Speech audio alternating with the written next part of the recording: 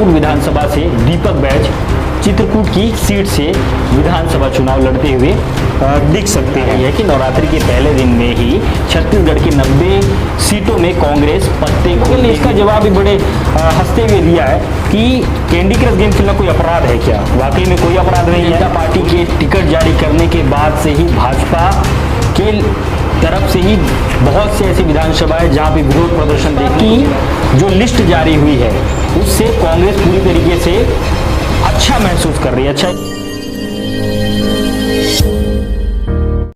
नमस्कार, मैं RC news के स्टूडियो से अजय चंद्राकर एक बार फिर से आप सभी दर्शकों का स्वागत करता हूं।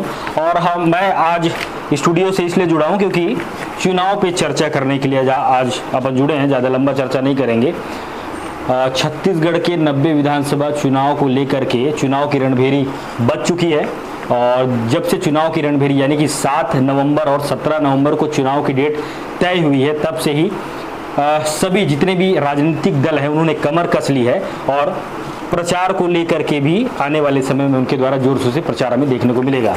खैर, छत्तीसगढ़ की जो मुख्य पार्टी है, जो मुख्य राजनीतिक पार्टी है, भारतीय जनता पार्टी और कांग्रेस की पार्टी, तो भारतीय जनता पार्टी ने अपने कैंडिडेट की घोषणा तो कर दी है। 2-4 सीटों को छोड़ दी जाए तो 90 विधानसभा की सभी सीटें भारतीय जनता पार्टी ने जारी कर दी है।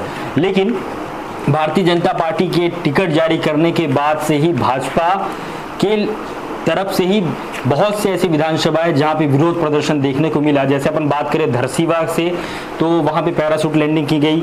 जो एक्टर है अनुज शर्मा, उनको लेकर के भी विरोध देखने को मिला। और छत्तीसगढ़ से ही आरंग विधानसभा है जहां से ही सतनाम समाज के जो प्रमुख है उनके सुपुत्र को टिकट दिया गया, तो वहां पर भी काफ़ी ज़्यादा मात्रा में भारतीय जनता पार्टी के लोगों ने विरोध प्रदर्शन किया है। तो ऐसा करके छत्तीसगढ़ के अलग अलग जगहों में विरोध प्रदर्शन भाजपा की तरफ से देखने को मिल रही है।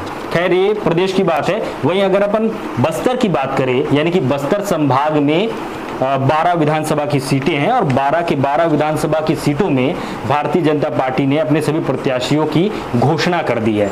जब से यहाँ पे भी हालांकि विरोध देखने को मिला है, लेकिन हम खासकर 12 विधानसभा की ही बात करेंगे। इन 12 विधानसभाओं में देखें तो कांग्रेस ने अभी तक अपने कैंडिडेट के पत्ते नहीं खोले हैं पूरे प्रदेश भर में। बस्तर विधानसभा की बस्तर संभाग की सबसे हाई प्रोफाइल विधानसभा है जो जगदलपुर विधानसभा है, जिसका संशय अभी भी बना हुआ है कि किसको टिकट मिलेगा किसको नहीं मिलेगा। हालांकि 2018 में कांग्रेस ने रेखचंद जैन पर भरोसा जताया था और उस भरोसे पे खरे भी उतरे थे और 26,000 से ज़्यादा की लीड से कांग्रेस की जीत हुई थी जगदलपुर विधानसभा से। तो ऐसा करके हम कहें तो बस्तर संभाग में पूरी की पूरी सीट अभी कांग्रेस के पाले में है। 12 विधानसभा है, 12 की 12 विधानसभा कांग्रेस के पाले में है और पहले 11 थी। 2018 की बात करें तो 11 विधानसभा थी जिसमें उपचुनाव हुए।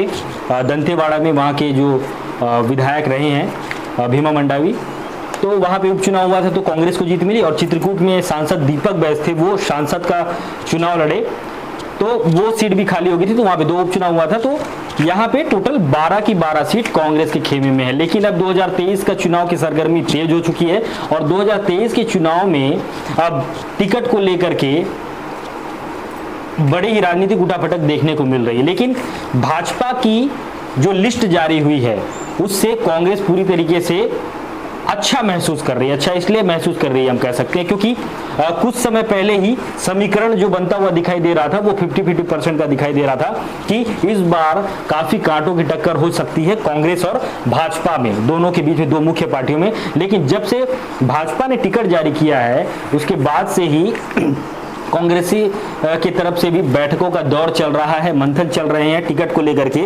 ऐसी ही 2 दिन पहले ही मुख्यमंत्री भूपेश बघेल की एक फोटो गेम खेलते हुए, जो मोबाइल में गेम आता है कैंडी क्रश का गेम जो लोग खेलते हैं, वो गेम खेलते हुए फोटो वीडियो वायरल हुई। दरअसल पार्टी में टिकट को लेकर के मंथन चल रहा था जिसको लेकर के भाजपा के बड़े नेताओं ने ट्वीट भी किया कि पार्टी के टिकट का मंथन चल रहा है और सूबे के मुख्यमंत्री गेम खेलते हुए नजर आ रहे हैं, उनकी गंभीरता किस तरीके से, ऐसे करके तमाम प्रकार की चीजें हुई। लेकिन मुख्यमंत्री भूपेश बघेल ने इसका जवाब भी बड़े हंसते हुए दिया है कि कैंडी क्रश गेम खेलना कोई अपराध है क्या? वाकई में कोई अपराध नहीं है, कोई भी खेल सकता है।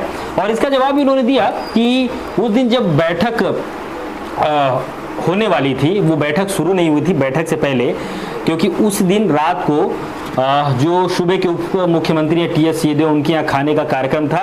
तो कांग्रेस के जो नेता हैं उनके यहाँ खाना खाने के बाद आकर के जो मीटिंग रूम में वो बैठे हुए थे और टी एस सिंहदेव का इंतजार कर रहे थे, और मीटिंग शुरू होने से पहले ही वो गेम खेलते हुए दिखे और उसको वो फोटो काफी तेजी से वायरल हुई। हालांकि ये बात है कि जब चुनाव आता है तो छोटी छोटी चीजों को भी मुद्दा बनाने का प्रयास एक पार्टी, चाहे वो भाजपा की तरफ से कोई हो तो कांग्रेस उसे भुनाने का प्रयास करती है, कांग्रेस की तरफ से कोई चीज ऐसी होती है तो उसे भाजपा भुनाने का प्रयास करती है। तो ये चुनाव में ये चीज हमें देखने को मिलता है, चाहे वो किसी भी प्रकार के ऑडियो होते हैं तो राजनीतिक पार्टी उनकी ऑडियो को वायरल करती है, या फिर किसी भी प्रकार की वीडियो हो तो उस वीडियो को, पुराने वीडियो हो या नए वीडियो, उसको भी वायरल करती है। बहरहाल ये हम बात कर रहे हैं टिकट को लेकर के, तो कांग्रेस की टिकट अभी तक पूरे के पूरे 90 विधानसभाओं में जारी नहीं हुई है। उम्मीद है कि वो जो कांग्रेस की टिकट है वो नवरात्रि के पहले दिन में भी जारी हो सकती है। एक तरफ हिंदुत्व के हिसाब से बात करें तो भाजपा हमेशा से ही हिंदुत्व को लेकर के बड़े ही प्रचार करती हुई नजर आती है और अपने आप को शो करती है कि वो हिंदुत्व वाली पार्टी है। लेकिन पितृपक्ष एक ऐसा समय होता है जिस समय में किसी भी शुभ काम को नहीं किया जाता है, चाहे वो खरीदी को लेकर के हो या कोई बड़ा निवेश को लेकर के हो, कोई भी शुभ काम, क्योंकि पार्टी की लिस्ट जारी करना किसी भी पार्टी के लिए एक शुभ मौका होती है। तो पितृपक्ष में किसी भी शुभ काम को नहीं किया जाता है। तो पितृपक्ष में भाजपाइयों ने लिस्ट जारी कर दी और कांग्रेस ही पितृपक्ष में लिस्ट जारी नहीं कर रही है, क्योंकि ये उनके हिसाब से ये शुभ समय नहीं होता है। तो उन्होंने नवरात्रि के पहले दिन को चुना है। उम्मीद जताई जा रही है कि नवरात्रि के पहले दिन में ही छत्तीसगढ़ के 90 सीटों में कांग्रेस पत्ते खोलते हुए दिखाई देगी और 90 प्रत्याशियों की सीट वो जारी कर सकती है।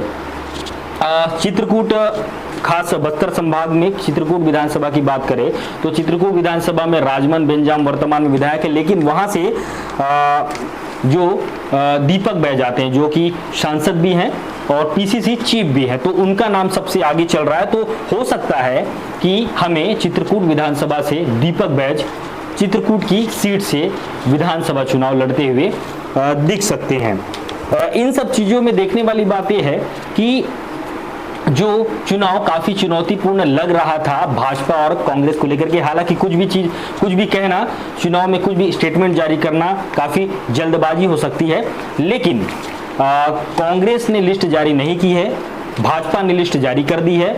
लेकिन भाजपा की लिस्ट जारी करने से ही राजनीतिक गलियारों में ऐसी चर्चा है कि भारतीय जनता पार्टी ने 2018 के चुनाव में जिस कैंडिडेट को उतारा था और जिस कैंडिडेट से उन्हें मुंह की खानी पड़ी थी, यानी कि हार का सामना करना पड़ा था, उन्हीं कैंडिडेट पर भारतीय जनता पार्टी ने दोबारा भरोसा किया है और फिर से उन्हें ही मैदान में उतारा है। अगर बीजापुर की बात की जाए तो महेश गागड़ा को उन्होंने टिकट दिया है और रायपुर पश्चिम की बात की जाए तो राजेश मूणत को उन्होंने मौका दिया। ऐसे करके जो पुराने चेहरे हैं, जो एक प्रमुख वजह रहे हैं 2018 के चुनाव में भारतीय जनता पार्टी के हार का, तो उस पर मौका भारतीय जनता पार्टी की लिस्ट में दिख रहा है, हमें उन्होंने मौका दिया है। और इससे हम कह सकते हैं कि कांग्रेस अब 50% कंफर्म हो गई है कि अब वो जीतते हुए नजर आ रहे हैं। हालांकि टिकट जारी होने से पहले से ही कांग्रेस की तरफ से ये स्लोगन लगाया जा रहा था, ये स्टेटमेंट दिए जा रहे थे कि इस बार 75 पार, तो 75 पार का आंकड़ा पार करने का जो नारा है, जो भरोसा है कांग्रेस की तरफ से हमें देखने को मिल रहा है। हालांकि 90 विधानसभा की सीटें हैं और 90 विधानसभा की सीटों में 40 से 45 बहुमत के लिए 40 से 45 के बीच में सीट जिनकी आई वो पूर्ण बहुमत से सरकार बनाती हुई दिख सकती है। लेकिन भाजपा की तरफ से जो लिस्ट जारी हुआ है उससे कांग्रेस काफी आश्वस्त दिख रही है कि इस बार 2023 के चुनाव में उन्हें जरूर सफलता मिलेगी, ऐसा कांग्रेसियों का कहना है, मैं नहीं कह रहा हूं। और बहुत जल्द हम देखेंगे कि कांग्रेस की तरफ से भी कैंडिडेट की सूची जारी हो जाएगी। हालांकि बहरहाल चुनावी संबंधित जो कुछ भी चर्चा होगी, जो कुछ भी सरगर्मी राजनीतिक गलियारे में देखने को मिलेगी, उस पल पल की अपडेट को हम आप तक पहुंचाते रहेंगे। इसके लिए आप हमारे चैनल को सब्सक्राइब करिएगा ताकि चुनाव की कोई भी महत्वपूर्ण खबरें आपसे मिस ना हो पाए।